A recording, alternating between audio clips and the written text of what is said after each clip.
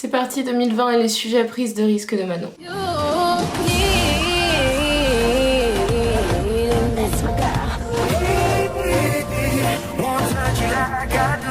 Salut mes poulets, j'espère que tout le monde va bien aujourd'hui. Alors je ne suis pas très en forme, donc c'est tout à fait normal si vous avez l'impression que je suis un peu à côté de mes pompes et tout ça, mais c'est pas grave. On va quand même parler de ce sujet parce que ça fait quand même quelques semaines, ça doit faire 3-4 semaines facilement que je suis à fond sur des recherches, des articles, des vidéos et plein de mini-docs pour essayer en fait de pouvoir enfin en parler parce que ça m'intéressait de dingue. Et avant le début de la vidéo, je vous invite grave à me suivre sur Instagram, là où je partage plein de contenus complètement différents d'ici. Et si jamais quelqu'un se demande, mes petits patchs pour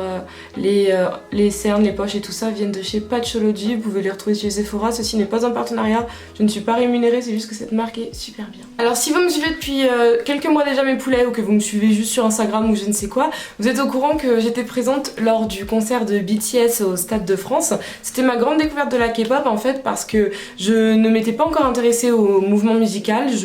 j'avais pas mis les pieds dans ce monde là, et donc ma copine Sarah qui avait 2 places grâce à son travail m'avait proposé, et c'était une super, mais vraiment une super découverte. Vous le savez très bien, vous avez eu mon avis, il y a la vidéo qui est encore sur ma chaîne par rapport à ce sujet là. Et en fait depuis ce moment là vous avez été hyper nombreux dans mes DM Twitter, en commentaire YouTube et aussi sur Insta à me donner plein de recommandations sur d'autres groupes ou pour bien découvrir le monde de la K-pop, ce que j'ai fait. Aujourd'hui c'est pour ça que je kiffe tout autant BTS qui sont pour moi les numéros 1 dans mon cœur, ainsi que EXO. J'écoute grave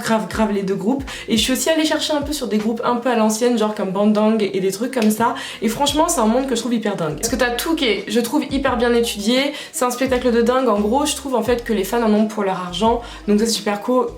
les idoles se donnent à fond et tout ça. Et puis en fait, même si la langue je l'ai absolument pas, parce que le coréen j'en parle même pas un seul mot, je connais rien. Au moins le japonais j'ai 3-4 mots tu vois, mais le coréen rien. Bah pour le coup, étant donné qu'il y a tellement de courants dans le même mouvement musical, c'est hyper cool et tu t'y reconnais quand même. Après vous avez été quand même hyper nombreux à venir me prévenir de faire des recherches plus approfondies sur le dark side, si je peux appeler ça comme ça, de la K-pop, parce que comme pour tous les courants musicaux, il y a toujours un côté un peu négatif, comme pour aussi toutes les célébrités, et c'est des choses que je vais commencer à faire en vidéo. Mais donc ce qui fait, c'est que j'ai recherché pas mal de choses. Au début j'avais un peu pris des pincettes parce que je savais pas si vous étiez des fans ou non, puis après je suis allée checker pour chaque personne qui me disait ça, et je voyais que sur vos profils vous aviez des photos de groupes de K-pop, que vous étiez donc pas des anti qui veniez juste essayer de casser du sucre sur le dos des idoles. Et je suis donc allée faire mes recherches et j'ai découvert qu'il y a un très gros côté sombre au monde de la K-pop. Gros disclaimer mes poulets, je tiens à dire que je suis pas du tout insultante aujourd'hui envers le monde de la K-pop, parce que comme je vous l'ai expliqué au tout début là, c'est un courant musical que je trouve absolument super bien. C'était une super belle découverte en 2019 pour moi,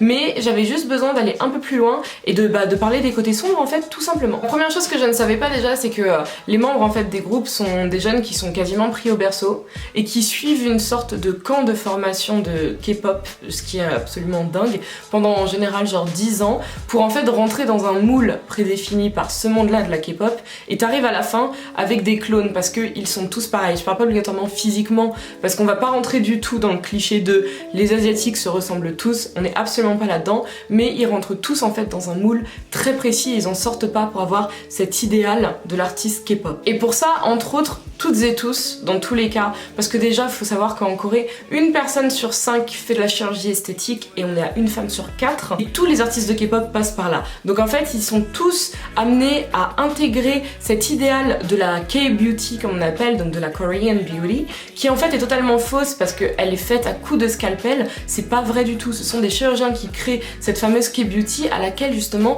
des milliers de jeunes derrière en Corée, au Japon ou dans le reste de l'Asie également veulent aspirer alors qu'elle est fausse. Et la réalité derrière tout ça mes poulets, c'est qu'en fait les membres des groupes, eux ils connaissent l'enfer, faut le dire, pour arriver justement à cet idéal. Parce que je suis allée faire des recherches justement sur les opérations de base, on parle de débridage des yeux, on parle d'agrandissement de l'œil, donc pour ça on a une petite découpe de la paupière, on a des trucs mais de malade, on parle de mâchoire brisée pour arriver en fait à avoir un visage en V, des trucs de fou, sans parler en fait des régimes qui sont même pas drastiques, qui sont absolument dingues, avec des monodiètes, où par exemple ils ont des monodiètes que au concombre, ou que à la pastèque, ou que à la pomme, enfin des trucs complètement fous pour arriver à un idéal qui te fait croire qu'ils sont comme ça alors qu'ils sont pas nés comme ça. C'est juste en fait qu'ils ont eux aussi ce complexe que je trouve horrible, parce que les gens en Asie sont très beaux, avec leur propre beauté caractéristique à l'Asie, et ils veulent aspirer malheureusement en fait à ressembler aux beautés occidentales, et ça c'est à cause des canons de beauté occidentaux qui sont justement imposés depuis la nuit des temps en Asie et qui te font croire que si t'as les yeux bridés, si t'as un nez ceci, si t'as un visage trop rond,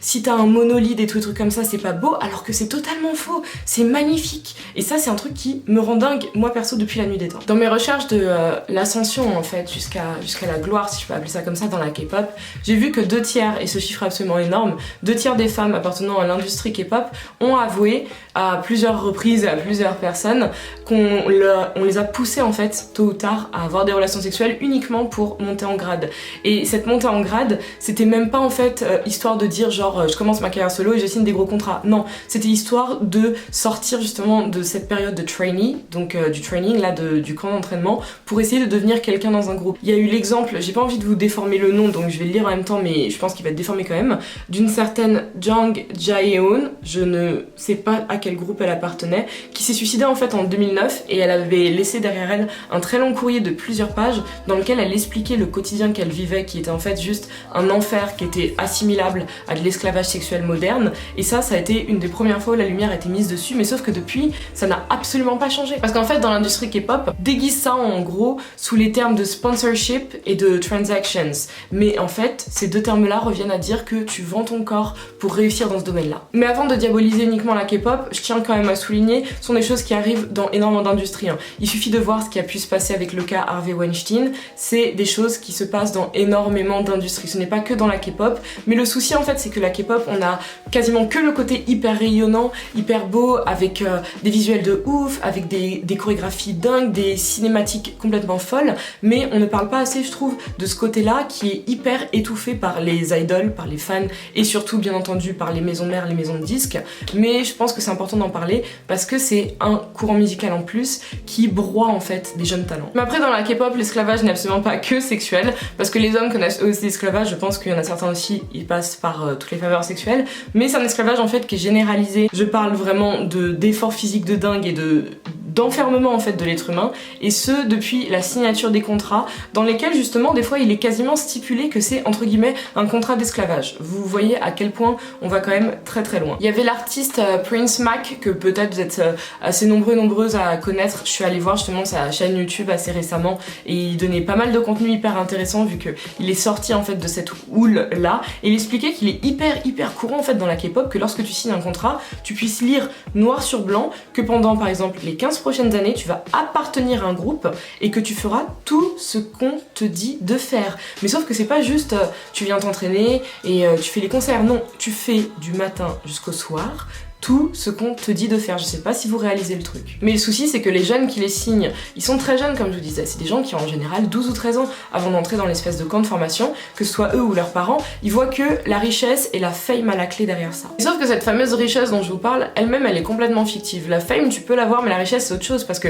par exemple, pour vous donner un exemple concret, avec les contrats qu'ils signent, si on revient sur ce que je vous ai dit juste avant, dont Prince Mac parlait, si t'as signé pour 15 ans, le décompte des 15 ans il se lance pas quand tu rentres dans le centre de formation, sinon ça voudrait dire qu'il te restera peut-être 5 ans sur scène, ce qui en soi-même est entre guillemets gérable. Non, le décompte se fait quand tu sors du camp de formation et que tu es déjà devenu quelqu'un. Donc à partir du moment où ton nom est connu dans le domaine de la K-pop, c'est là que le décompte se lance. Mais ce qui veut dire que pendant toutes les années où tu es un trainee et les autres années avant de devenir quelqu'un, tu n'es pas encore rémunéré. Ton contrat ne s'applique pas. Donc énormément de stars de K-pop, ça on en parlait, qu'ils sont fauchés. Il y a eu plusieurs membres de groupe qui expliquaient qu'à plusieurs reprises pendant des tournées, ils doivent se partager un repas entre plusieurs parce qu'ils sont littéralement fauchés étant donné qu'ils ne sont pas à un certain niveau de fame, et même quand ils arrivent à la fame, les contrats font que tu ne perçois pas beaucoup d'argent en fait par rapport au show que tu donnes derrière. C'est toujours la maison de disques en premier qui prend tout. Et c'est comme ça par exemple mes poulets que le boys band Dongbang Shinki avait réussi à remporter, et il fait partie des très rares, un procès contre justement leur employeur parce qu'ils avaient eu, mais c'était absolument des cacahuètes en fait qu'ils percevaient. C'était en gros, d'après ce que j'avais bien lu, et vous aurez les articles que je vous mets dans la barre de description les plus intéressants, et je suis désolée si en anglais mais en français il y a quasiment pas d'articles sur la K-pop qui sont intéressants. Donc certains membres avaient expliqué en fait que à plusieurs reprises, pour des concerts énormes, pour le groupe, eux, ils percevaient 4000 $. T'imagines juste 4000 $, c'est absolument rien pour le groupe je parle, et sur ces 4000 $, t'as 80% qui va à quelqu'un d'autre. Et donc eux se partagent les 20% sur lesquels en fait il reste quasiment rien. Mais je précise que si eux ils ont gagné ce procès-là, c'est parce que c'était un énorme groupe. Et les plus petits artistes, ils se font noyer tout simplement. Donc en fait t'auras passé plein d'années à engraisser toute la machine K-pop, toute l'industrie et tout ce monde-là, mais toi derrière t'en tireras rien. Parce que si tu continues pas pendant un certain nombre d'années, mais vraiment jusqu'à l'épuisement, cet argent, bah t'auras pas de réel retour. Donc en gros, tu auras été pendant ton camp pendant genre 10 ans, puis après t'auras souffert sur scène juste pour de l'eau. Moi le seul truc qui m'a toujours choqué en fait avant même d'être allée au concert de BTS et de vraiment m'inciter à m'intéresser en fait au monde de la K-pop, c'est vous savez la pression de Dunkiren. Parce que bien sûr vous allez me dire que un artiste de renommée internationale a la pression, c'est sûr et certain. Il suffit de voir par exemple le film de Queen Bee sur Netflix, tu vois toute la pression avant Beachella, enfin c'était un truc de malade. Mais sauf que dans la K-pop en fait c'est comme on dit en anglais 24/7, c'est-à-dire que tous les jours t'as la pression, c'est-à-dire que ce sont des gens qui en général travaillent une quinzaine jusqu'à 20 heures par jour. On est d'accord qu'il y a 24 heures dans la journée, hein, d'accord? Et j'ai bien lu qu'il y en a qui travaillent jusqu'à 20 heures par jour. J'ai lu des trucs ouf comme certains artistes qui par exemple quand ils ont enfin pu prendre un mini break, il y en a eu un, j'ai oublié son nom, mais il est allé chez un de ses potes, il a dormi 48 heures d'affilée, je ne rigole pas avec vous, il a dormi 48 heures d'affilée parce que l'épuisement est tel que son corps ne pouvait plus suivre en fait, tout simplement. Et c'est pour ça que très malheureusement, et c'est comme ça que moi j'avais connu la K-pop et pour beaucoup de gens, on voit des articles avec des affaires de suicide parce qu'ils sont poussés à bout, que toutes les maladies mentales, dépression et toutes ces choses-là ne sont pas prises au sérieux. Donc imagine que t'es un dépressif chronique, un dépressif profond, tout ce que tu veux, et que t'es poussé à bout sur de l'entraînement avec une pression que même une personne dite saine d'esprit ne supporterait pas. Imaginez le cocktail que ça donne par la suite. Et ce qui me dégoûte en fait, c'est qu'en rentrant dans chacun des groupes, que tu sois un garçon ou une fille, hein, c'est pareil, tu abandonnes en fait clairement ta vie. C'est pas juste en fait sous le sens de l'entraînement et du reste, non, c'est que tu abandonnes clairement ta vie et tout ce que tu veux faire de ta vie, et par là il y a aussi le fait d'être en couple. Parce que oui, les stars de K-pop sont interdites d'être en couple. Parce que vous savez, ça renforce un peu toute cette image de la star que j'aime, l'idole dont je suis fan, c'est quelqu'un qui est libre, donc ça renforce énormément les fantasmes des fans. Ce qui fait que tout le délire autour est encore plus waouh. Et c'est pour ça qu'il y a pas mal d'artistes masculins entre autres qui, dans les univers de la pop occidentale, R&B, tout ce que vous voulez, ne font pas aussi leur coming out. On va prendre un exemple sur un Ricky Martin ou sur un George Michael, c'est pour ça qu'ils n'ont pas fait leur coming out avant très longtemps, parce qu'ils avaient tellement de fans féminines qui fantasmaient sur eux du lundi jusqu'au dimanche, de janvier jusqu'à décembre, que casser ce rêve-là en fait, même s'il y en a plein de lucides qui seraient restés par la suite, c'est sûr, mais tu casses un certain truc et une certaine folie en fait des fans. Après vous imaginez bien, les stars de K-pop sont des humains, donc oui, ça arrive bien entendu, il y en a plein qui se mettent en couple, et justement sur la chaîne de Prince Mac, vous pouvez aller voir, il a une vidéo où il explique comment font les stars de K-pop pour être en couple et fréquenter des gens en essayant en fait d'esquiver tout le truc, et c'est des stratagèmes mais de dingue,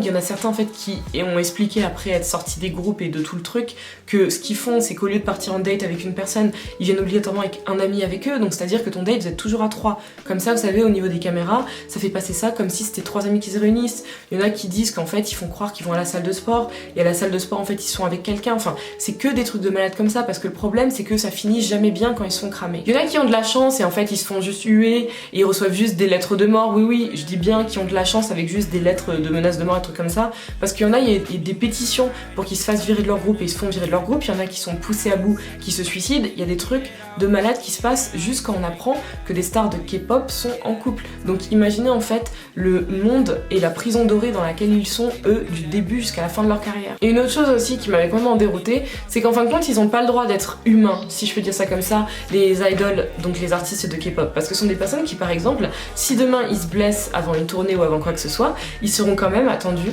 à être sur scène le soir même ou le lendemain. Oui, donc c'est à dire que si jamais tu es tombé dans un escalier, tu as fait une chute au ski, tout ce que tu veux, hein, tout ce que tu veux, tu vas être sur scène dès qu'on a besoin que tu sois sur scène. Et là-dessus j'avais relevé 2 exemples qui étaient absolument criants dans tous les cas. On avait celui d'une membre du groupe les Stellar qui était arrivée sur scène avec une minerve, je vous mets l'image juste ici, au point où, imaginez, enfin une minerve, on n'est pas sur par exemple un petit bandage au poignet que tu peux cacher hyper facilement avec les vêtements, on est qu'une minerve où elle a dû rassurer les fans dès le début du concert que non, vous inquiétez pas, ça va bien, et elle l'a fait tout le concert. On a également eu un membre d'EXO qui est arrivé sur scène avec une chevillère, qui a fait genre les 3/4 du concert sur une espèce de tabouret haut, parce que bah, bien sûr, il pouvait pas danser, vous imaginez bien. On a eu un membre de BTS, je sais plus lequel c'était, qui s'est coupé pendant un concert justement avec un morceau de décor mais qui saignait pour de vrai, pas vous savez une goutte, non, il saignait vraiment, il continuait sa routine jusqu'à la fin d'une des scènes pour qu'on puisse enfin faire un truc, alors qu'une star entre guillemets, je mets des guillemets à normal,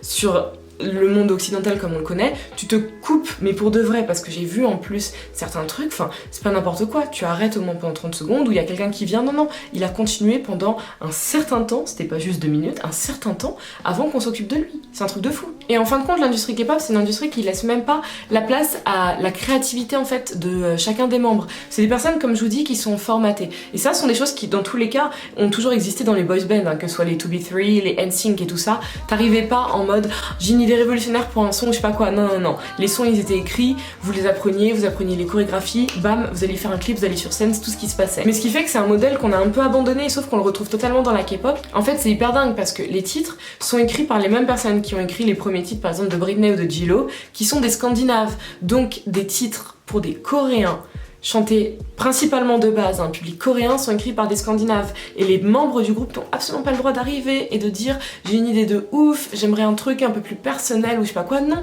c'est pas ta place, c'est pas à toi de le faire, tout ce que tu fais c'est apprendre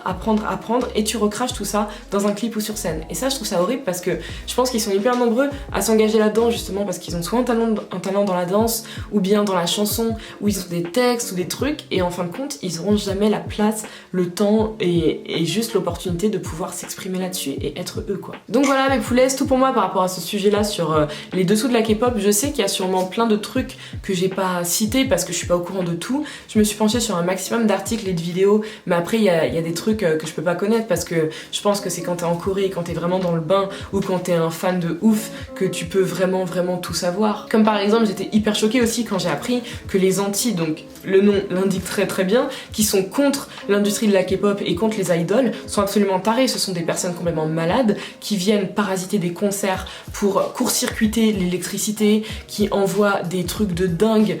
genre vous savez du sang, des trucs de fou en fait aux idoles, et qui n'hésitent pas à faire des embuscades aux fans. Enfin bref, des deux côtés en fait tout est absolument dingue. Et donc c'est un monde dans lequel moi je plains énormément les idoles parce que je pense que tu rentres avec énormément d'idéaux, avec énormément d'envie et énormément en fait de rêves et de trucs comme ça, et sauf que tu te fais juste casser tout au long de la route, et c'est clairement dommage. Mais donc voilà, j'espère que la vidéo vous aura plu et que si vous êtes un fan ou une fan de K-pop, que c'est pas un truc qui vous aura blessé, hein, parce que je voulais absolument pas être blessante, hein, vous le savez très bien, c'était pas du tout une insulte contre le monde de la K-pop, je voulais juste parler de ces côtés-là qu'il faut aussi énoncer je pense parce que c'est hyper important. Faut se rendre compte que l'artiste que tu adules, ça peut aussi être quelqu'un qui a une vie derrière et il faut parler de cette vie derrière. Donc voilà les poulets, c'est tout pour moi. Si la vidéo vous a plu, n'hésitez surtout pas à mettre un petit pouce bleu, à vous abonner également. Vous pouvez me rejoindre sur Instagram et sur Twitter, là où on est de plus en plus nombreux. Moi je vous attends et je vous dis à la prochaine pour une nouvelle vidéo. Mouah. Peace guys.